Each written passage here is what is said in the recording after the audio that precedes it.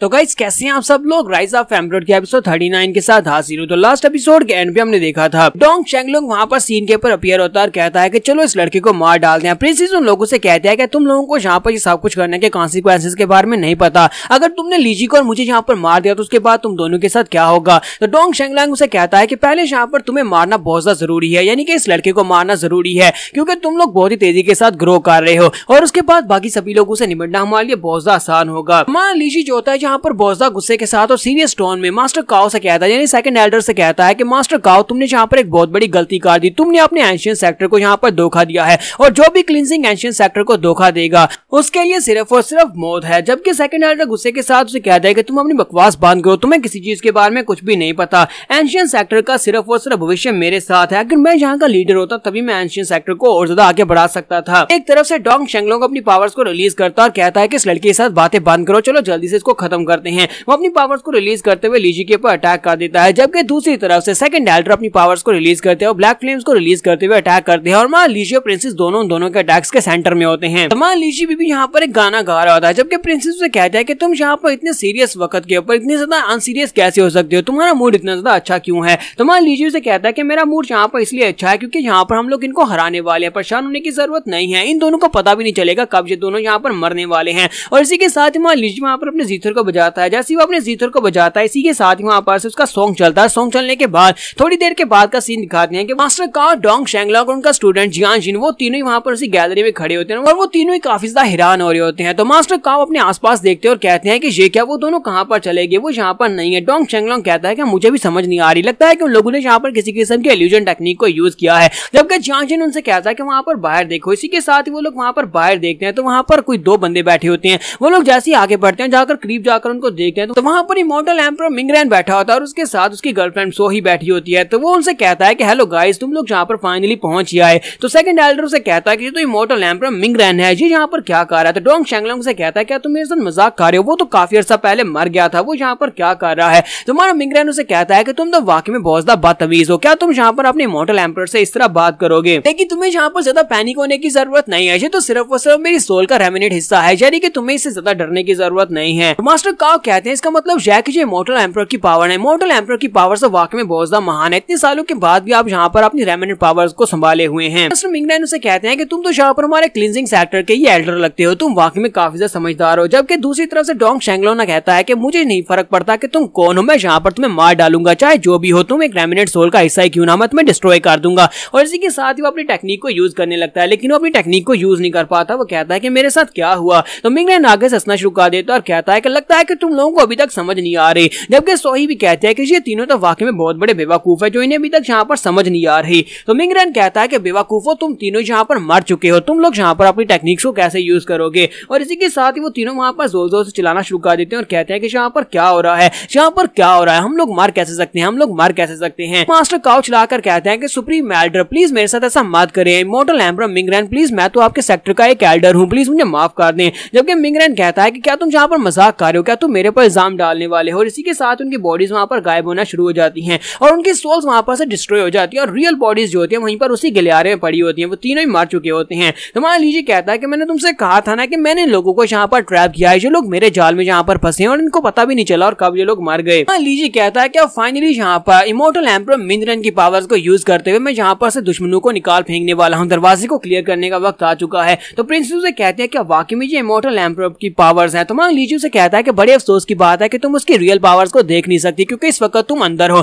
अगर तुम बाहर होती तो अब तुम उसकी रियल पावर्स को देख पाती। असली पावर्स तो बाहर दिखाई जा रही हैं। इसी के साथ ही वो सभी डिसाइपल्स जो कि गेट के ऊपर रहते हैं वो लोग ऊपर की तरफ देखते हैं और कहते हैं कि वहां पर क्या है। उन्हें वहां पर बड़ा सा मिंगरेन का एक स्टैचू दिखाई देता है जो कि एनर्जी के साथ बना होता है, वहां पर एक बड़ा सा मिंगरेन का फेस होता है। वो लोग कहते हैं कि तो इमॉर्टल एम्परर मिंगरेन है। इमॉर्टल एम्परर मिंगरेन की मैनिफेस्टेशन यहाँ पर क्या कार्य, लगता है कि वो हमारे पर ब्लेसिंग्स बरसाने वाले हैं। लूजिया कहती है कि मुझे लगता है कि ये माउंटेन के बैक से निकल कर आ रहा है, हमारे सीनियर ब्रदर ने कुछ ना कुछ किया होगा। तो हुरैन से कहता है कि और क्या हो सकता है, मुझे तो लगता है कि उसने ये सब कुछ किया है कि इस तरह के काम वही कर सकता है। इसके साथ ही वहां पर कुछ और अपीयर होना शुरू होता है। वो लोग साइड के ऊपर से देखते हैं तो बैनर फटना शुरू हो जाता है और उस बैनर के फटने के साथ ही मास्टर जूअर्स के साथ साथ वहां पर वापस अपीयर हो आते हैं। तो हमारे सुप्रीम एल्डर से कहते हैं कि क्या तुम यहाँ पर सेटिस्फाइड हो, तुम्हें क्या लगा था कि तुम इतनी आसानी के साथ मुझे मार सकते हो, तुमने मेरा टाइम वेस्ट कर दिया। एल्डर आगे बढ़ते हैं और उसे कहते हैं कि सुप्रीम एल्डर क्या आप ठीक है। तो वो कहता है हाँ बिल्कुल ठीक हूँ, यहाँ पर एक्सीडेंटली बच्चों को नुकसान पहुंचा जाने से बचाने के लिए इसके साथ अंदर चला गया था। इसी वजह से मैं वहां पर अंदर जाकर इसे फाइट कर रहा था। शुरुआत से मेरा यही प्लान था ताकि मैं अंदर जाकर फाइट करूं, बच्चों को नुकसान न पहुंचे। कि वो सभी डिसाइपल्स काफी ज्यादा उदास होते हैं और कहते हैं कि मास्टर में यहाँ पर आने नहीं चाहिए था, हमारी वजह से आपको यहाँ पर बड़ा सैक्रिफाइस देना पड़ा, अपनी जान को खतरे में डालना पड़ा। मास्टर ज़ू जो होता है वो अभी तक जिंदा होता है, वो मरा नहीं होता। तो सुप्रीम एल्डर से कहते हैं कि क्या तुम अभी भी मूव कर सकते हो? अगर मूव कर सकते हो तो जल्दी से अपनी कश्ती को उठाओ, यहाँ से दफा हो जाओ और दोबारा कभी भी यहाँ पर हमारे सेक्टर की तरफ मुंह करके मत देखना। मैं यहाँ पर इस बात को भूल जाऊंगा कि तुमने हमारे सेक्टर में आकर हमारे पर अटैक किया और तुम भी यहाँ पर हीमली डीमन एम्परर को इस बारे में कुछ भी नहीं बताना। मास्टर ज़ू वहाँ पर सोच रहा होता है कि मुझे लगता है कि हमारा आधा प्लान तो पूरा हो ही चुका होगा, क्योंकि इस वक्त डोंग शेंगलोंग अपना काम पूरा कर चुका होगा, उसने प्राइम डिसाइपल को मार दिया होगा, बाकी का काम हम लोग बाद में पूरा कर लेंगे। तो वो कहता है तो फिर ठीक है। तो मैच बिल्कुल भी अच्छा नहीं था, लेकिन इसके बावजूद अब मैं यहाँ से जा रहा हूँ, तुमसे दोबारा मिलूंगा। जबकि सुप्रीम एल्डर से कहते हैं ठीक है दफा हो जाओ। और इसी के साथ ही वहाँ पर डोंग शेंगलोंग की बॉडी उड़ती हुई उसकी तरफ आगे बढ़ती है, वो सीधी उसके मुंह के सामने आकर गिर जाती है। तो वो कहता है कि ये क्या डोंग शेंगलोंग तुम्हें क्या हुआ? डोंग शेंगलोंग तो मर चुका होता है। वो कहता है कौन है यहाँ पर, किसने ये किया?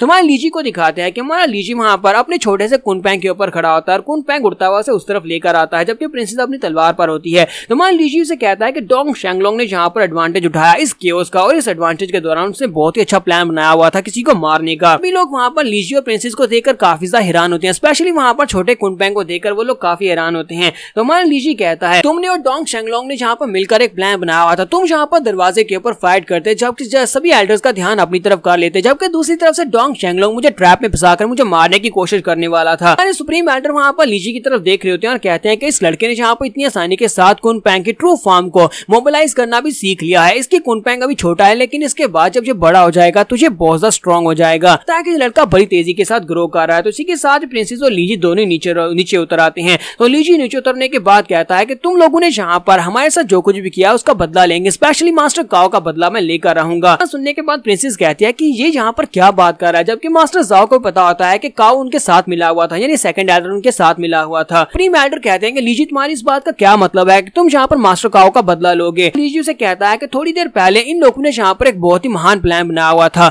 यहाँ पर दरवाजे के ऊपर फाइट कर रहा था ताकि सभी एल्डर्स का ध्यान बढ़ जाए, और दूसरी तरफ डोंग शेंगलोंग सीक्रेट्स में जाकर मुझे असैसिनेट करना चाहता था, मुझे जान से मारना चाहता था। बात उस वक्त की है जब मैं वहाँ पर अपने 6 वेरिएंट को मास्टर कर रहा था और मैंने इसको एक लेवल हायर पहुंचा दिया। प्रिंसेस भी उस वक्त मेरे पास ही थी, वो काफी ज्यादा खुश हो रही थी। इस वक्त दरवाजा खुलता है, सेकंड एल्डर और उनके साथ उनका डिसाइपल जियांशिन वो दोनों भागते हुए अंदर आते हैं और कहते हैं कि हम लोग बहुत ही बुरी तरह से जख्मी हैं, हम लोग यहाँ पर मरने वाले हैं, तुम्हें यहाँ से भागकर जाना होगा। सुप्रीम एल्डर भी मार चुके हैं। तो जैसे ही हम लोग वहाँ से भागकर जाने लगे उसी वक्त डोंग शेंगलोंग हमारे सामने आकर खड़ा हो गया। उसने कहा कि तुम में से कोई भी यहाँ पर से भागकर नहीं जा सकता, तुम्हें इस कुनपैंग के 6 वेरिएंट की स्पेशल टेक्निक को मेरे हवाले करना होगा। के साथ ही उसने अटैक कर दिया, जबकि मास्टर काओ और उनके डिसाइपल दोनों ने मेरी जान बचाने के लिए अपना सैक्रिफाइस दिया और मेरे सामने आकर खड़े हो गए। इस अटैक को फेस करते हुए दोनों मारे गए और मैं वहाँ पर रोता रह गया। मान लीजिए वहाँ पर रोना शुरू कर देता और साथ ही उनसे कहता है कि मरने से पहले वहाँ पर मास्टर काओ ने यानी कि सेकंड एल्डर ने अपनी फुल पावर्स को यूज करते हुए वहाँ पर मास्टर मिनरैन की पावर्स को एक्टिवेट कर दिया, जिसकी वजह से इमॉर्टल एम्परर मिनरैन की पावर्स को आप सभी लोगों ने देखा होगा। इमॉर्टल एम्परर मिनरैन की पावर ने वहाँ पर से रिलीज होने के बाद डोंग शेंगलोंग को भी मार दिया और डोंग शेंगलोंग अब मर चुका है। लेकिन हमारे मास्टर काओ ने यहाँ पर अपने सेक्टर को बचाने के लिए, अपने प्राइम डिसाइपल की जान बचाने के लिए अपनी जान को दांव पर लगा दिया और उनके डिसाइपल ने भी यहाँ पर अपनी जान को दांव पर लगा दिया। मैं पता नहीं उनके इस एहसान का बदला कैसे चुका पाऊंगा। और साथ ही मैं लीजी वहाँ पर झूठ मूठ का रोना शुरू कर देता है।